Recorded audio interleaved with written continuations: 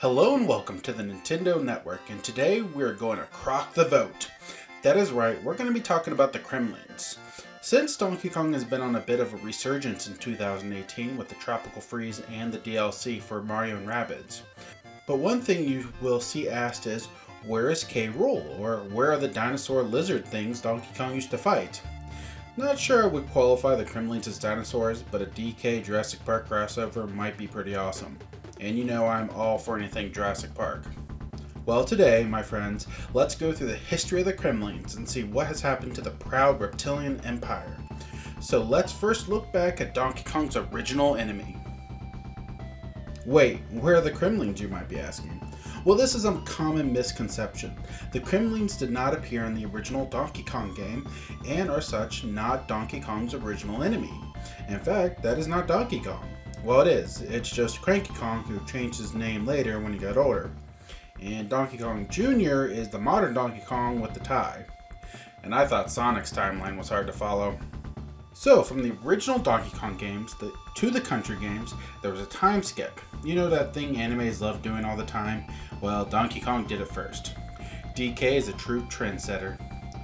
But back to the Kremlings. We didn't meet K. Rool and his Kremling Krew until 1994 in Donkey Kong Country. It is sort of common now, but Donkey Kong Country was meant to be a reboot and to modernize DK in a way. I mean, the first game had DK as a villain, then the modern DK as a hero. It was a bit odd. So making the Kongs the hero of the story, well, they need to have a great set of villains to fight off. And in their first game ever, the Kremlings, that is not from Donkey Kong Country. Once again, another misconception about the series, although this was a mystery until recent years. In 2015, Steve Mails and Greg Mails, sorry if I mispronounce your names, revealed a lot of concept art and plans for Donkey Kong Country, and one was the Kremlings did not originate for DKC. They were created for the point-and-click adventure Johnny Blastoff and the Kremling Armada. Roll the footage!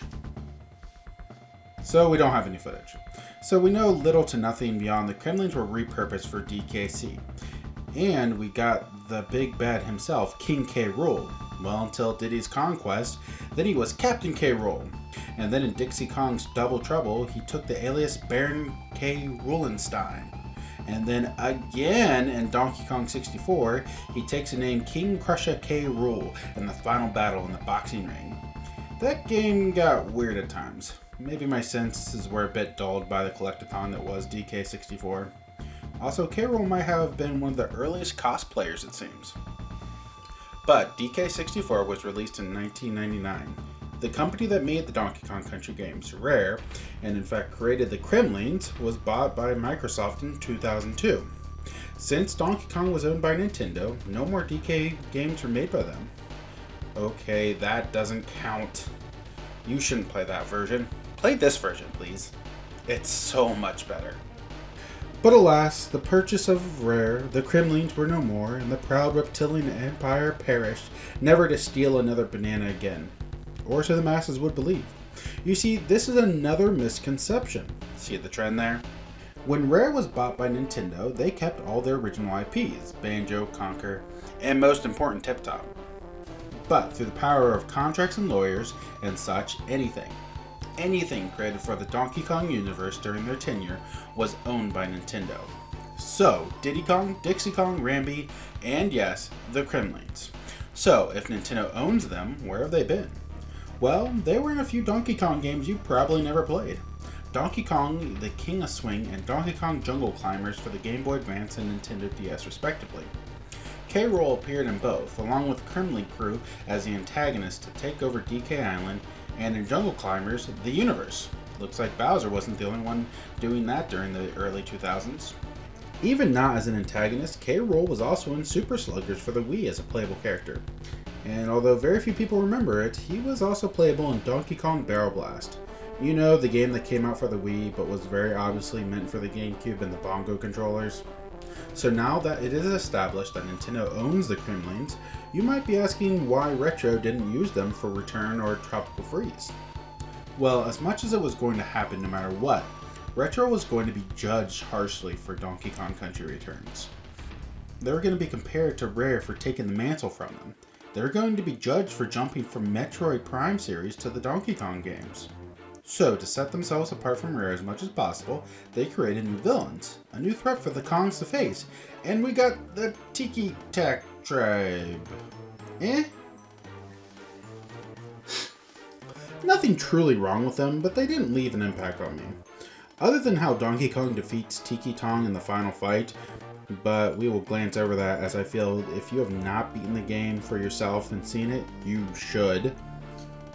But in 2015, a freeze took over Donkey Kong Island, and the Snowmads appeared, and they were a heck of an upgrade from the Tiki Tak tribe. The minions were so much more memorable, the bosses far more epic, less annoying, and left an impact. Well, except these guys. And the big bad, Lord Frederick, left a lasting impression in the opening cutscene and made your journey so much more meaningful. The battles were fun and difficult, and when you finally defeated him, you saved the island through the power of music and floating flowers. There's nothing wrong with a game series that has established bad guys to use new villains sometimes. Smithy from Mario RPG is still well known. The Zelda franchise leans on Ganon a lot, but look at all the memorable villains when he takes a break from attempting to rule Hyrule. So for a big name like Donkey Kong to do the same thing, it's not really unheard of. But there was still an empty feeling, the K. Rool-sized hole in your heart. During my first playthrough of Tropical Freeze on the Wii U, I kept trying to wonder if there was a secret behind the Snowmads, or even the Tiki Tak tribe. That maybe K. Rool was Lord Frederick in disguise, or he orchestrated the Tiki Taks to wake up. Or he gave the Snowmads that magical horn that summons ice dragons, and now I wonder why I don't have that item in my life. True. Anyways, I was hoping for a Kremling hint in those games, but so far nothing. But you never know, Retro, or even another studio, could be working on a third in the Return trilogy, and K. Rool could make his triumphant return to Donkey Kong Island to steal the Banana Horde once again. Maybe it will be revealed he had a claw in the events of the other two games. We will have to wait. Heck, maybe we'll get Diddy Kong Racing 2 and K. Rool can be the villain, as Wizpig is Rare's property. But even if all that isn't happening, the Kremlings will live on. Although not the most likely candidate, K. Rool is still very popular and has a very strong chance of coming to Smash Ultimate. There was a huge push to bring him back in Smash 4 during the fighter ballot, hence the Croc the Vote.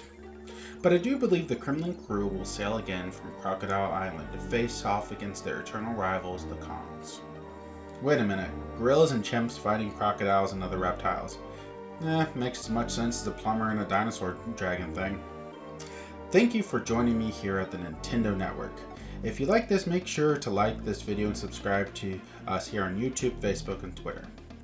Now, if you'll excuse me, I think I'm going to enjoy this banana I put over... Wait, where's my banana? Wait a minute. You don't think... K. Rool!